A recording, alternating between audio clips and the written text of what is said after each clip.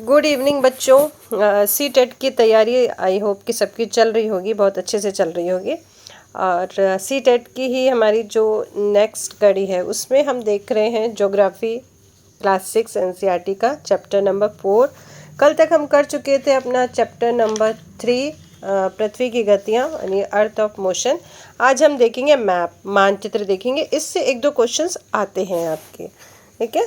चलिए हम लोग टाइम वेस्ट नहीं करेंगे और अपना ध्यान पूरी तरह से पढ़ाई में लगाएंगे और जो मेन जो टॉपिक है उसको हम हाईलाइट करने की कोशिश करेंगे, ठीक है। आई होप कि आपको सब कुछ समझ में आ रहा होगा। चलिए आप सुनते जाइए, जहाँ हाईलाइट की ज़रूरत होगी वहाँ पे हाईलाइट किया जाएगा। आप पिछले अध्याय में ग्लोब के महत्व के बारे में पढ़ चुके हैं, डेफिनेटली पढ़ चुके हैं। ग्लोब में अध्ययन की कुछ सीमाएं होती हैं। जब हम पूरी पृथ्वी का अध्ययन करना चाहते हैं तब ग्लोब हमारे लिए काफ़ी उपयोगी साबित होता है। बिल्कुल होता है, क्योंकि ग्लोब पे हमको पूरी पृथ्वी में जहाँ पे ओशंस हैं, सी हैं, कंट्रीज़ हैं, कॉन्टिनेंट्स हैं, वो सारी चीज़ें हम लोग ग्लोब पे देखते हैं। जब हम पृथ्वी के केवल एक भाग जैसे अपने देश, राज्यों, जिलों, शहरों तथा गांवों के बारे में अध्ययन करना चाहता है तो हमारे लिए उतना उपयोगी साबित नहीं होता है, क्योंकि जो ग्लोब है वो पूरी अर्थ ही है। जस्ट लाइक अभी आप अपने सिटी के बारे में जानना चाहेंगे तो ग्लोब में आप प्रॉपर स्टडी नहीं कर पाएंगे। ऐसी स्थिति में हम मानचित्र का प्रयोग करते हैं।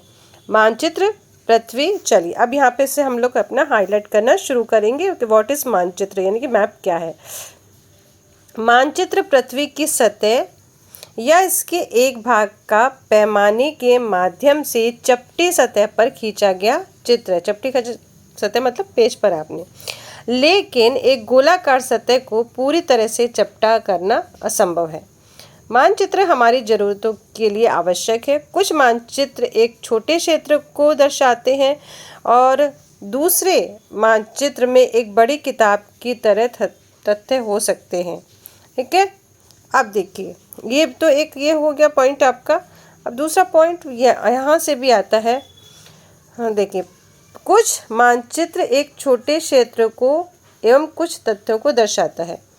दूसरे मानचित्र में एक बड़ी किताब की तरह तथ्य रोचक हो सकते हैं जब, ध्यान दीजिएगा, जब बहुत से मानचित्र को एक साथ रखा जाता है तब एक एटलस बन जाता है, ठीक है। एटलस क्या है बच्चों? एटलस जो डिफरेंट टाइप ऑफ मैप है उनकी एक बुक है जिसको हम एटलस कहते हैं। ये क्वेश्चन आया था, ठीक है। एटलस विभिन्न प्रकारों तथा अलग अलग पैमाने से खींची गई मापों पर आधारित होता है। मानचित्र से एक ग्लोब की अपेक्षा हमें ज़्यादा जानकारी प्राप्त होती है, क्योंकि ग्लोब पे हम पूरी जानकारी नहीं प्राप्त कर सकते, हर एक चीज़ की अलग अलग नहीं जानकारी प्राप्त कर सकते, इसलिए हमें मैप की हेल्प लेनी पड़ती है। मानचित्र विभिन्न प्रकार के होते हैं, इनमें से कुछ को नीचे वर्णित किया गया, यानी कि मानचित्र कितने टाइप के हैं? 3 टाइप के हैं। कौन कौन से हैं? भौतिक, राजनीतिक और थीमेटिक। तो भौतिक मानचित्र क्या है? भौतिक मानचित्र में क्या दिखाया जाता है आप लोगों को?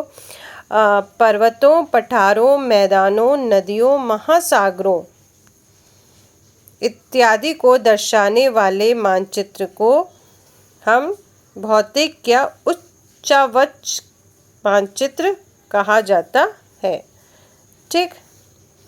अब है हमारा राजनीतिक मानचित्र। कौन सा चित्र? राजनीतिक मानचित्र। इसमें क्या होगा?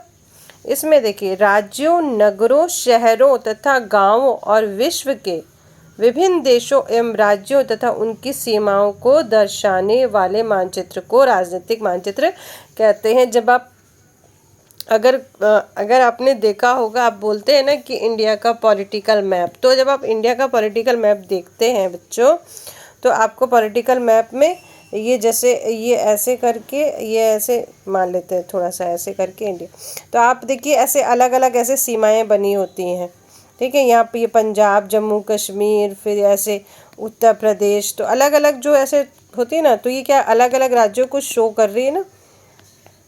मैप मुझे बनाना नहीं आ रहा तो प्लीज़ हंसिएगा मत, जो भी है सिर्फ समझाने के लिए।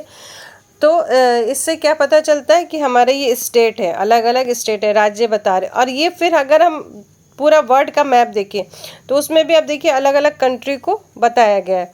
तो इसी को कहते हैं राजनीतिक मानचित्र या पॉलिटिकल मैप कहते हैं, है ना। इतना कुछ खास बना नहीं, फिर भी ठीक है, कोई बात नहीं, कोशिश तो करनी चाहिए हर इंसान को, आए या ना आए। अब है हमारा थीमेटिक मानचित्र यानी थीमेटिक मैप। इसमें क्या होता है बच्चों, इसमें देखिए सड़क मानचित्र यानी कि अगर हमको सड़कें दिखानी हो कि कैसे कनेक्ट हो रही है एक सिटी से दूसरी सिटी, एक गांव से दूसरे गांव, एक ज़िले से दूसरे ज़िले, तो हम लोग थीमेटिक मैप बनाते हैं। फिर वर्षा मानचित्र, वर्षा मानचित्र में हम ये दिखाते हैं कि कौन सी जगह कितनी वर्षा हो रही है। वन दिखाते, उद्योग आदि के वितरण को दर्शाने वाले को हम थीमेटिक मानचित्र कहते हैं। ठीक है, जहाँ पे सड़कें आ गई, आपकी वर्षा कहाँ हो रही है, वन, उद्योग और फसलें वगैरह, तो इनको हम थीमेटिक मानचित्र के थ्रू दर्शाते हैं। इन मानचित्र में दी गई सूचना का आधार उनका उचित नामकरण किया जाता है। ठीक है, जो भी हो तो उसके अगर मान लो कि वर्षा वाला मानचित्र होगा तो वर्षा मानचित्र हो जाएगा, वन वाला होगा तो वन वाला हो जाएगा, और आपका सड़क वाला होगा तो सड़क का एक अलग ही उसको दिखेगा। अब है मानचित्र के 3 घटक। मानचित्र के 3 घटक कौन कौन से? दूरी, दिशा और प्रतीक। ये 3 घटक किसके, कंपोनेंट किसके हैं? मानचित्र के मैप के 3 कंपोनेंट कौन कौन से हैं? दूरी, दिशा और प्रतीक। ठीक है, डिस्टेंस डायरेक्शन है और हमारे सिंबल हैं। ठीक है, अब आगे हमारा दूरी। तो दूरी कैसे इसको तय करेंगे हम? देखो कभी आप मैप में जब देखते हो ना बच्चों, थोड़ा सा मैप रीडिंग भी किया करो, वहाँ पे नीचे लिखा रहता है ऐसे 5 सेंटीमीटर, है ना, फिर इक्वल टू 500 किलो, मतलब 500 किलोमीटर को 5 सेंटीमीटर से शो कर दिया गया, क्योंकि इतनी बड़ी चीज़ तो हम लोग मैप में नहीं बता सकते ना कि 500 किलोमीटर, तो 500 किलोमीटर कहाँ ड्रॉ करोगे आप, नहीं कर पाओगे, तो इसको आप ऐसे समझेंगे। ठीक है, चलिए अब लिखा मानचित्र एक आरेखन होता है ना। आरेखन मतलब एक उसका आरेख बनाया जाता है। आरेख मतलब जिसमें ऐसे ये लाइनें होती हैं ना, इसको आरेखन कहते हैं, ऐसे ऐसे। तो ये क्या है, मानचित्र क्या होता है? एक आरेखन होता है जो पूरे विश्व या उसके एक भाग को छोटा कर कागज के एक पन्ने पे दर्शाता है ना, दर्शाता है ना। या ये कह सकते हैं कि मानचित्र छोटे पैमाने पर खींचे जाते हैं, बिल्कुल, क्योंकि इतना बड़ा बड़ा तो हम कर ही नहीं पाएंगे ना। ठीक है, अभी हमारा इंडिया इतना बड़ा है तो हम एक पूरा इंडिया तो इस पेज में नहीं करेंगे ना, तो उसको हम शॉर्ट ही करेंगे, शॉर्ट करके उसको एक पैमाना मान के ही उसको बनाते हैं सारी चीज़ें। लेकिन इसे इतनी सावधानी से छोटा किया जाता है ताकि स्थानों के बीच की दूरी वास्तविक रहे, और ये तभी संभव हो पाता है जब कागज की एक छोटी दूरी स्थल की बड़ी दूरी को व्यक्त करती है। इसलिए उस उद्देश्य के लिए एक पैमाना चुना जाता है। ठीक है, बिना पैमाने के हम इस मैप को अच्छे से नहीं बना सकते। पैमाना स्थल पर वास्तविक दूरी तथा मानचित्र पर दिखाई गई दूरी के बीच अनुपात होता है। उदाहरण के देखिए, आपके विद्यालय एवं आपके घर के बीच की दूरी 10 किलोमीटर है। अब 10 किलोमीटर तो कैसे दिखाएंगे, मैप में नहीं दिखाएंगे, तो जिसके लिए क्या करेंगे, जिसे मानचित्र पर 2 सेंटीमीटर की दूरी से व्यक्त किया गया है। इसका अभिप्राय है कि मानचित्र पर 1 सेंटीमीटर के स्थल पर 5 किलोमीटर को दर्शाया जाएगा। आपकी रेखा चित्र का पैमाना होगा 1 सेंटीमीटर बराबर 5 किलोमीटर। ठीक है ना, कितना मानेंगे हम? 5 किलोमीटर। ठीक है, तो ये छोटी है तो ये 5 किलोमीटर मान लिया। अगर मान लेते हैं जब बड़े क्षेत्र वाले भागों जैसे महाद्वीपों या देशों को कागज पर दिखाना होता है, तब हम छोटे पैमाने का प्रयोग करते हैं। ठीक है, उदाहरण के लिए मानचित्र पर 5 सेंटीमीटर स्थल को 500 किलोमीटर को दर्शाता है, यानी कि 5, बताया था ना आपको, 5 सेंटीमीटर कितना हो जाएगा? 500 किलोमीटर।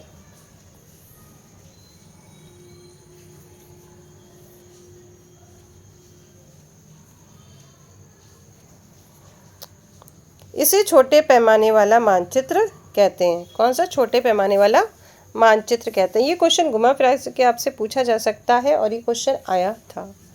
जब एक छोटे क्षेत्रफल वाले भाग जैसे आपके गांव और शहर को कागज पर दिखाना होता है तब हम बड़े पैमाने का प्रयोग करते हैं। ठीक है, जैसे 500 मीटर की दूरी को मानचित्र पर 5 सेंटीमीटर से दर्शाया जाता है और इसे बड़े पैमाने वाला मानचित्र कहते हैं। देखिए दोनों में डिफरेंस समझ लीजिए।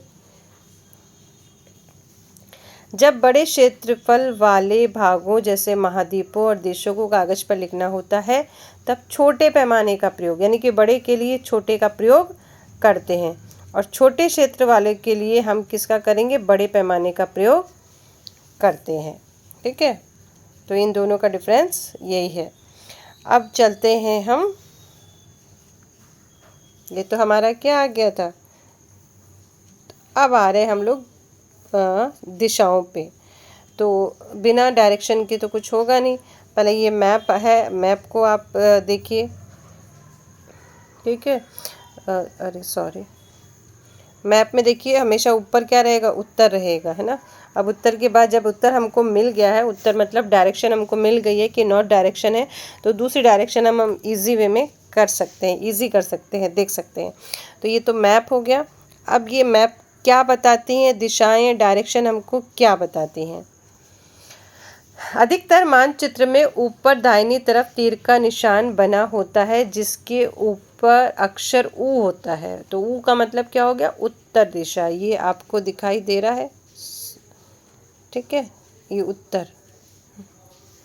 यह तीर का निशान उत्तर दिशा को दर्शाता है। किसको दिशाता है, उत्तर दिशा को। इसे उत्तर रेखा कहा जाता है। जब आप उत्तर के बारे में जानते हैं तब आप दूसरी दिशाओं जैसे पूर्व, पश्चिम तथा दक्षिण के बारे में पता लगा सकते हैं। अगर उत्तर पता चल गया हमको, नॉर्थ डायरेक्शन पता चल गई, तो दूसरी दिशा को हम बता, क्योंकि उत्तर के नीचे क्या हो जाएगा, दक्षिण हो गया। फिर हमारे राइट हैंड साइड में क्या हो जाएगा बच्चों, पूर्व हो जाएगा, और लेफ्ट में क्या हो जाएगा, पश्चिम हो जाएगा। तो ये हमको पता चल जाता है। मुख्य कौन सी मेन आपकी 4 डायरेक्शन है, उत्तर, दक्षिण, पूरब, पश्चिम। ठीक है, इस वे प्रधान दिग्बंधु कहते हैं। इनको क्या कहते हैं, प्रधान दिग्बंधु कहते हैं। और बीच में 4 दिशाएं होती है जिनको सब डायरेक्शन कहते हैं। ये जो है आपके, ये सब डायरेक्शन है। उत्तर पश्चिम, दक्षिण पश्चिम, दक्षिण पूर्व और उत्तर पूर्व, ये सब डायरेक्शन हो गई आपकी। ठीक है, और निम्नलिखित दिशाओं का पता लगाइए। चलिए, ये तो आपका मैप से संबंधित है। अब हम आते हैं, हमारा तीसरा घटक क्या है बच्चों, प्रतीक। ठीक है, अब आते हैं प्रतीक के बारे में। प्रतीक से एक सेंटेंस, सॉरी क्वेश्चन आया था। पहले है ना, ये देख लेते हैं हम लोग, इसको भी आप समझ लीजिए। कभी आपको हो सकता है मैप बनाने को दे दिया जाए, तो रेलवे लाइन देखिए, बड़ी line, metre line, railway line. तो ये बड़ी लाइन है, ये मीटर लाइन है, और ये रेलवे लाइन है। ये पक्की सड़क और ये कच्ची सड़क। ये आपकी इंटरनेशनल मतलब अंतर्राष्ट्रीय सीमा है। ये राज्य की, स्टेट की सीमा, ये डिस्ट्रिक्ट की सीमा, जिले की सीमा। ये तो हो गई नदी, ये हो गया हमारा कुआं, ये हो गया तालाब, ये हो गया नहर, ये हो गया पुल। पुल, ये पुल का डायरेक्शन ये है। ठीक है, और ये मंदिर, गिरजाघर, मस्जिद, ये मंदिर, गिरजाघर, मस्जिद, और ये छतरी टाइप का। ये पोस्ट ऑफिस, पोस्ट ऑफिस एवं टेलीग्राफ ऑफिस, फिर ये पीएस मतलब पुलिस स्टेशन। ये बस्तियां हो गई और ये कब्रिस्तान हो गए, ये पेड़ हो गए और ये घास हो गई। ये जब हम मानचित्र बनाते हैं ना, सॉरी मैप बनाते हैं ना, तो उसमें डायरेक्शन हम लोग इस तरह से, इसके दिशाओं, इस जो चित्र हैं, ये सिंबल है, इससे हम पता लगाते हैं और ऐसा बनाते हैं जिससे सब को कहीं भी पहुंचने में आसानी हो जाए। आप भी अपना मानचित्र बना के, सॉरी ये बना के देखिएगा, रेखा चित्र।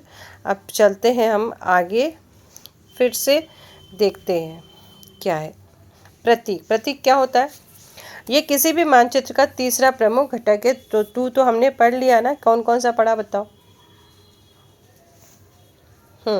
डायरेक्शन और डिस्टेंस, ये हमने पढ़ लिया। अब हम पढ़ रहे हैं हमारे सिंबल यानी प्रतीक। ये किसी भी मानचित्र का प्रमुख घटक है।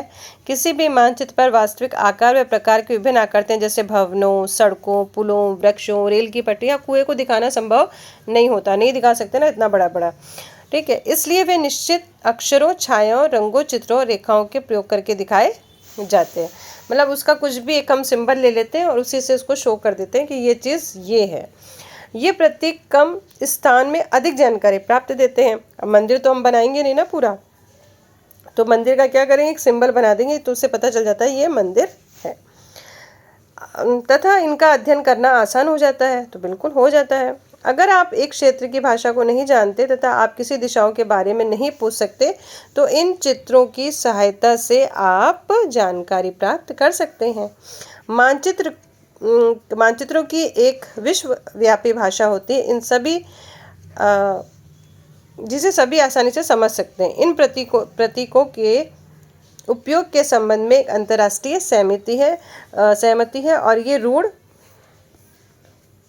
प्रतीक कहे जाते हैं। तो रूढ़ प्रतीक क्या होते हैं? जो हमारे मैप में, मानचित्र में जो सिंबल होते हैं उन्हीं को हम रूढ़ प्रतीक कहते हैं। इसका क्वेश्चन आया था पर मेरे पास अभी इसमें है नहीं, तो बताया जाएगा आपको, है ना। अब देखिए ये जो नीचे आ गया ना रंगों की बात, विभिन्न रंगों का प्रयोग भी इसी उद्देश्य से किया जाता है। आप मैप में देखोगे डिफरेंट डिफरेंट कलर होंगे, इसको देख लीजिएगा। इससे इस बार क्वेश्चन आया था कि प्लेटो कौन से कलर का होता है मानचित्र में, है ना। विभिन्न रंगों का प्रयोग भी इसी उद्देश्य से किया जाता है। उदाहरण के लिए नीले रंग का इस्तेमाल जलाशयों के लिए, जलाशय में से नदी हो गई, सागर हो गए, महासागर है तो इनके लिए ब्लू कलर का यूज़ करेंगे। भूरा रंग पर्वतों के लिए, ठीक है। पीला रंग पठारों के लिए और हरा रंग मैदानों को दर्शाने के लिए किया जाता है। तो इसको आप देख लेंगे, इस बार इससे क्वेश्चन आया था, ठीक है। इससे क्वेश्चन इस बार जरूर आया था, तो आप इसको देख लेंगे। कलर देख लीजिएगा कि कौन सा कलर कहाँ पे यूज़ होता है। अब आ गया रेखाचित्र। रेखाचित्र से तो क्वेश्चन नहीं आता, फिर भी पढ़ने में क्या जाता है, कोई प्रॉब्लम नहीं ना। देख लेते हैं रेखाचित्र क्या होता है। रेखाचित्र एक आरेखन है। आरेखन मतलब रेखाओं से ही बना हुआ है, ठीक है, जो पैमाने पर आधारित न होकर याददाश्त के लिए है, केवल याददाश्त के लिए। एक आपका रफ समझ लीजिए आप।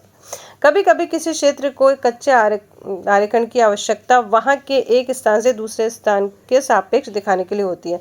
मान लीजिए आपको अपने मित्र के घर जाना है लेकिन आपको रास्ते की जानकारी नहीं है, तो क्या करेगा? आपका मित्र अपने घर के रास्ते को बताने के लिए कच्चा आरेखन बना सकता है।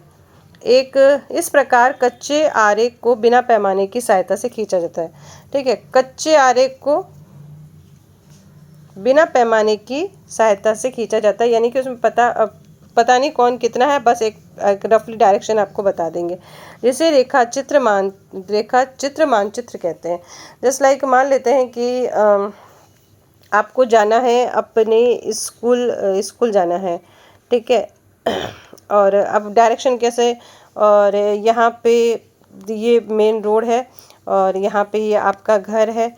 अब आपके घर से आप जा रहे हो, ये रोड है, ठीक है, आप यहाँ से आप जा रहे हो साइकिल से, जिससे भी जा रहे हो। फिर आपको क्या करना है, इस तरह से डायरेक्शन करना है। अब लेफ़्ट क्या बोलेगा, फिर आप दाएं मुड़ जाओ, फिर उधर क्या बोलोगे, बाएं मुड़ जाओ। फिर यहाँ पे तुमको एक बड़ा सा पीपल का पेड़ दिखाई देगा, फिर उसके पास अंदर एक लेन जाएगी, गली जाएगी, फिर उस गली के इस तरह से जाना, तब हमारा स्कूल आ जाएगा। तो ये क्या है, ये कच्चा आरेख है ना। तो इसमें हमने कोई पैमाना थोड़ी लिया है, बस ऐसे बोल के बता दिया और ऐसे ऐसे बता दिया, तो थोड़ा उसके दिमाग में आ गया कि हाँ ये सिंबल है, यहाँ पे ऐसे होगा तो ऐसे होगा और मेरा स्कूल आ जाएगा, ठीक है। तो कच्चा आरेखन है, तो सब लोग यूज़ भी करते हो, इसको करते हो ना। हाँ, अब एक खाका। अब खाका क्या होता है, इसको देख लीजिए। इससे अभी तक क्वेश्चन नहीं है, पर क्या पता आ जाए। तो एक छोटे क्षेत्र का बड़े पैमाने पर खींचा गया रेखाचित्र खाका कहा जाता है। एक बड़े पैमाने वाले मानचित्र से हमें बहुत सी जानकारियाँ प्राप्त होती है, लेकिन कुछ चीज़ें ऐसी होती है जिन्हें कभी कभी हम जानना चाहते हैं जैसे कमरे की लंबाई चौड़ाई, जिसे मानचित्र में नहीं दिखाया जाता। उस समय हम लोग बड़े पैमाने वाले एक रेखा चित्र खींचते हैं जिसे खाका कहा जाता है। ठीक है, मान लो हमारे कमरे की लंबाई चौड़ाई के लिए तो हम पूरा मैप बनाएंगे नहीं, तो ये क्या बनाएंगे, खाका बनाएंगे, जिससे हम बता देंगे कि इतने इतने बाई का, कि 6x10 का हमारा रूम है, कि 10x10 का, ऐसे ऐसे करके हम उसको तैयार कर देंगे। जब घरों के नक्शे बनते हैं तो एक खाका तैयार किया जाता है। तो मानचित्र सब जगह चाहिए, खाका सब जगह चाहिए, आरेखन मैंने जो लाइनें आप ड्रॉ करते हैं वो सब जगह हमको करनी होती है। तो इससे 3 या 4 क्वेश्चंस आ सकते हैं, छोटे छोटे से हैं, कोई इतने हार्ड क्वेश्चन नहीं है, लेकिन कभी कभी हम लोग भूल जाते हैं।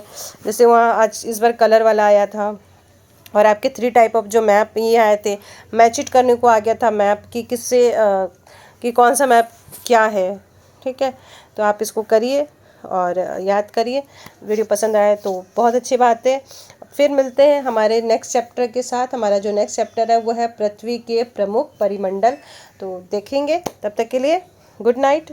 7:05 हो गए, मैं चली अपने घर में खाना बनाने। बाय बाय, टेक केयर, फिर मिलते हैं।